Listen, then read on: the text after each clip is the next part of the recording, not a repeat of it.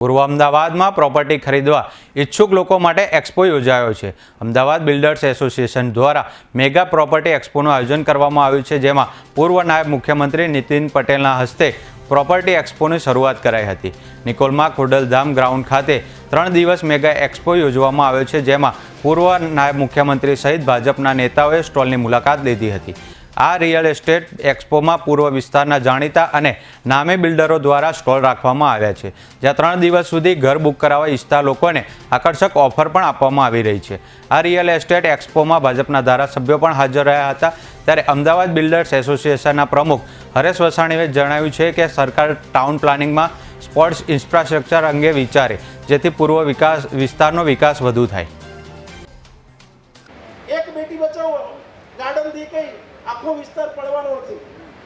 એવો 3 બેટી બચાવો ગાર્ડન હશે ને ત્યાં તો પણ ઓછા પડશે। અને નાના નાના સ્ટેડિયમોની પણ જરૂર છે।